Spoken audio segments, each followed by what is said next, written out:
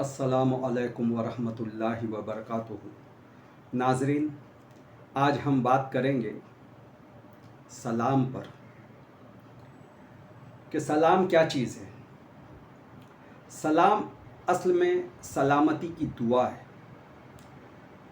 جو کوئی بندہ کسی دوسرے کو سلام کرے تو وہ اس بندے کو سلامتی کی دعا دیتا ہے، اور جواب دینے والا بھی جب سلام کرتا ہے تو سلام کرنے والے کو سلامتی کی دعا دیتا ہے۔ تو ایز اے ہول سمجھ میں یہ آ رہا ہے کہ سلام کرنا اچھی بات ہے، کوئی بری بات نہیں ہے۔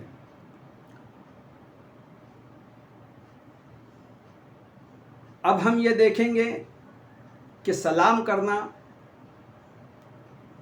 فرض ہے، سنت ہے، واجب ہے یا نفل ہے۔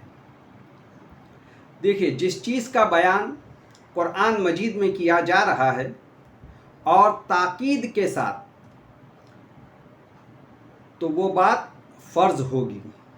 اللہ تعالیٰ قرآن مجید میں جب سلام کے تعلق سے بات کرتا ہے تو تاکید کے ساتھ کرتا ہے کہ سلام کرو۔ دیکھیے، سورہ نور آیت نمبر 61 میں اللہ تعالیٰ ارشاد فرماتا ہے، جب گھروں میں داخل ہوا کرو تو ان کو سلام کر لیا کرو۔ جب بھی آپ اور ہم کسی بھی گھر میں داخل ہوں جس میں لوگ بستے ہوں تو وہاں پر ہمیں سلام کرنے کی اللہ تعالیٰ تاکید کر رہا ہے، یعنی سلام کرنا فرض ہے۔ اکثر ہم نے سنا ہے کہ سلام کرنا سنت ہے، جواب دینا واجب ہے۔ اب آپ قرآن کی اس آیت سے خود اندازہ لگا لیجئے کہ قرآن صحیح کہہ رہا ہے، باقی دوسری جو بات ہمارے سامنے آ رہی ہے وہ قرآن کے مقابلے میں صحیح نہیں ہے۔ اب ایک اور بات سمجھ میں آنا چاہیے کہ یہ سلام جو کرنا ہے، کیا ہم صرف ایمان والوں ہی کو سلام کریں، مومن کو سلام کریں، مسلم کو سلام کریں، یا کافر کو بھی سلام کیا جا سکتا ہے؟ دیکھیے، اللہ تعالیٰ قرآن مجید میں کافروں کو بھی سلام کرنے کا حکم دیتا ہے کہ اور کہتا ہے کہ اگر وہ تمہیں سلام کرے تو تم اس کا جواب دو۔ دیکھیے، سورہ نساء آیت نمبر 94 میں اللہ تعالیٰ ارشاد فرماتا ہے، جب تم اللہ کی راہ میں جہاد کے لیے نکلو تو دوست اور دشمن میں فرق کر لیا کرو۔ جو تمہیں سلام کرے اس سے یہ نہ کہو کہ تم مومن نہیں ہو۔ یعنی یہاں اللہ تعالیٰ یہ کہہ رہا ہے کہ جو مومن ہے اسے بھی تمہیں سلام کرنا ہے، جو مومن نہیں ہے اسے بھی تمہیں سلام کرنا ہے، اور اگر جو مومن نہیں ہے وہ سلام کرے تو ہم یہ نہیں کہہ سکتے کہ تم مومن نہیں ہو۔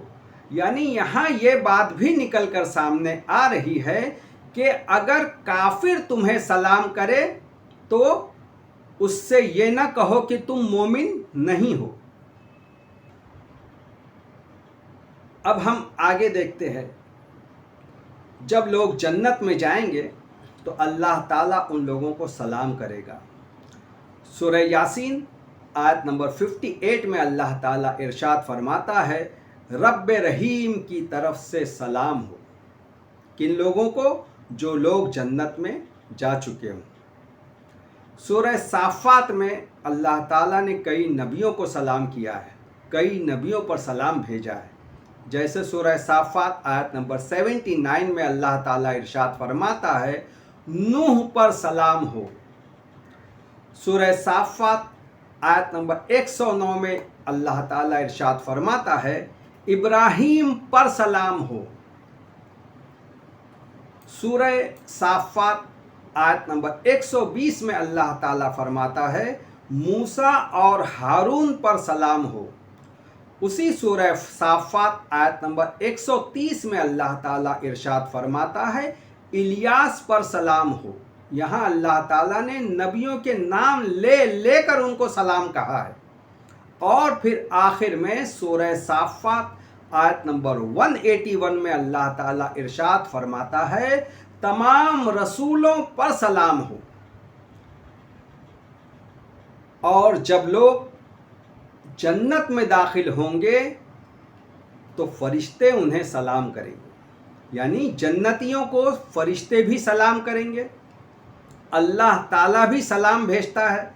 यानी सलाम कितनी अच्छी चीज़ है कि अल्लाह ताला खुद हम लोगों पर सलाम कर रहा है, सलामती की दुआ दे रहा है, फरिश्ते सलाम कर रहे हैं। जब फरिश्ते, एक वक्त ऐसा था कि इस दुनिया में जब इब्राहीम अलैहिस्सलाम के पास फरिश्ते आए तो फरिश्तों ने सलाम किया। सूरह ज़ुमर आयत नंबर 73 में अल्लाह ताला इरशाद फरमाता है, जब फरिश्ते इब्राहीम के पास आए तब भी वो सलाम करके आए। देखिए, मुस्लिम शरीफ की एक हदीस है, हदीस नंबर 975, और अक्सर हम लोग वो काम करते भी हैं। जब भी हम लोग कब्रिस्तान में जाते हैं तो वहाँ पर हम सलाम करते हैं, अस्सलामु अलैकुम या अहलल कुबूर कहते हैं, या कहते हैं अस्सलामु अलैकुम या अहलद दयार मिनल मुअमिनीना वल मुस्लिमीन। अब सलाम करना इतनी अच्छी बात है कि हम जिंदों को भी सलाम करते हैं और हम मुर्दों को भी सलाम करते हैं। कब्रिस्तान में जब हम जाते हैं तो उन तमाम मुर्दों को सलामती की दुआ देते हैं। अब एक बात समझ में नहीं आती है कि जब हम मस्जिद में जाते हैं तो हम सलाम नहीं करते। क्या हमें मस्जिद में जाने पर सलाम नहीं करना चाहिए? क्या मस्जिद में जाने पर जो लोग सलाम करते हैं, जैसे अहले हदीस हजरात मस्जिद में जब भी दाखिल होते हैं तो सलाम करते हैं। अब अहले हदीस हजरात अल्लाह के हुक्म पर अमल कर रहे हैं, वो लोग तो सलाम कर रहे हैं और वो लोग नेकियां बटोर रहे हैं, तो हम लोग क्यों पीछे हैं? अल्लाह ताला तमाम इंसानों को, तमाम मुसलमानों को सलाम करने की हिदायत कर रहा है, सलाम करने का हुक्म दे रहा है। अब जो लोग मस्जिदों में तो सलाम नहीं करते, जिंदों को तो सलाम नहीं करते, मगर वही लोग जब कब्रिस्तान जाते हैं तो उन मुर्दों को सलाम करते हैं। ये बात समझ में नहीं आती है। उन लोगों को ये बात समझ लेनी चाहिए कि हमें जिंदों को भी सलाम करना है और हमें मुर्दों को भी सलाम करना है। सलाम एक दुआ है कि आप सलामत रहो, इसमें कौन सी बुराई है? जब भी हम मस्जिद में जाएं तो मस्जिद में आहिस्ता से सलाम करें ताकि 2 4 10 लोग जो भी मस्जिद में बैठे हैं वो लोग उस सलाम को सुन लें और सलाम का जवाब दिल ही दिल में दे दें। हाँ, इतनी ज़ोर से और शोर से सलाम नहीं करना चाहिए कि लोग चौंक जाए कि भाई कौन आ रहा है, और नमाज पढ़ने वालों को डिस्टर्ब नहीं होना चाहिए। देखिए, जब हम अपने घरों में दाखिल होते हैं तो सलाम करते हैं। घर में हमारे अगर कोई औरत नमाज पढ़ रही है और दूसरे मर्द हजरात या बच्चे घर में मौजूद है, या जो औरतें घर में नमाज नहीं पढ़ रही है और कुछ औरतें घर में नमाज पढ़ रही है, तो क्या हमें सलाम नहीं करना चाहिए? जब भी हमें सलाम करना चाहिए। जो भी नमाज पढ़ रहा है वो जवाब ना दे, मगर जो नमाज नहीं पढ़ रहा है उसे तो सलाम का जवाब देना चाहिए, चाहे वो मस्जिद में बैठा हो या वो घर में बैठा हो। देखिए, अल्लाह ताला इन सलाम न करने वालों के लिए अब क्या वईद बयान कर रहा है।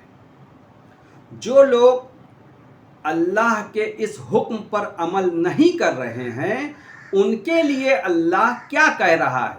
سورہ مائدہ آیت نمبر 44 میں اللہ تعالیٰ ارشاد فرماتا ہے جو اللہ کے نازل کردہ حکم پر عمل نہ کرے وہی کافر ہیں۔ دیکھیے، اللہ کے حکم پر عمل نہ کرنے والے کو اللہ کافر کہہ رہا ہے۔ اسی سورہ مائدہ میں آیت نمبر 50 میں اللہ تعالیٰ ارشاد فرماتا ہے کیا وہ جاہلیت کے احکامات پر چلنا چاہتے ہیں؟ اللہ سے بہتر احکامات اور کس کے ہو سکتے ہیں؟ یعنی اللہ جو حکم دے رہا ہے وہ ہمیں کرنا ہے، لوگوں کی باتوں سے ڈرنا نہیں ہے۔ اکثر مسجد میں جب سلام کیا جاتا ہے تو کچھ لوگ پیچھے مڑ کے دیکھتے ہیں کہ بھائی کون سلام کر رہا ہے، جیسے اس نے کتنی بری بات کر دی، اس نے کتنا برا کام کر دیا، اس نے خدا کے حکم کے خلاف کام کر دیا۔ جی نہیں، جو سلام کر رہا ہے مسجد میں وہ اللہ کے حکم پر عمل کر رہا ہے، اور جو اس چیز کو برا سمجھ رہا ہے وہ اللہ کے حکم کے خلاف کام کر رہا ہے۔ جو لوگ دوسروں کو مسجد میں سلام کرنے سے روکتے ہیں، اللہ تعالیٰ ان لوگوں کے لیے کیا کہتا ہے؟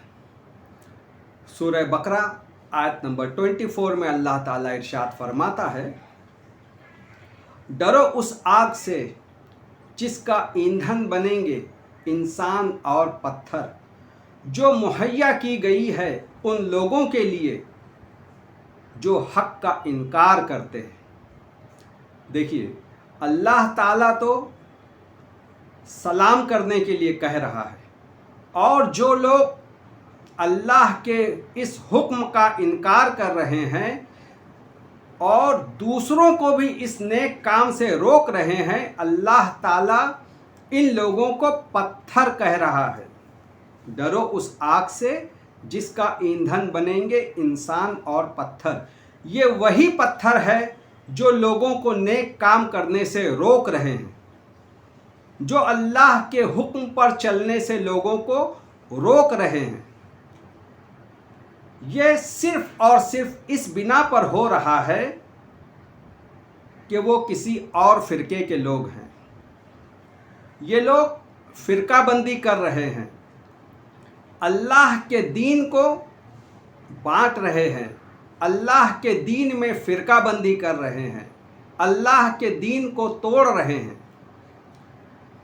ایسے لوگ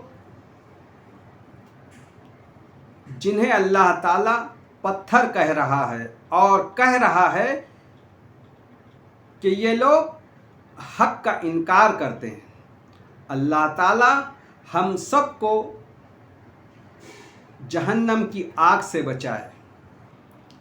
اب پھر اللہ تعالیٰ سورہ طٰہٰ میں کیا فرما رہا ہے؟ آیت نمبر 93، کس چیز نے تمہارا ہاتھ پکڑا تھا کہ میرے حکم پر عمل نہ کرو؟ کیا تم نے میرے حکم کی خلاف ورزی کی؟ دیکھیے، جو لوگ مسجد میں سلام نہیں کرتے، اللہ کا یہ ایک حکم ہے، اللہ کے ہر حکم پر ہمیں عمل کرنا ہے، مگر اس ایک حکم کو بھی ہم کیوں چھوڑیں؟ اس ایک حکم کو چھوڑ کر ہم اللہ تعالیٰ کی نافرمانی کر رہے ہیں۔ اللہ تعالیٰ ہم سب کو اپنے حکم پر چلنے کی اور ہمیں اللہ کے فرما بردار بننے کی توفیق عطا فرمائے۔ وآخر الدعوانا ان الحمد للہ رب العالمین۔ السلام علیکم ورحمۃ اللہ وبرکاتہ۔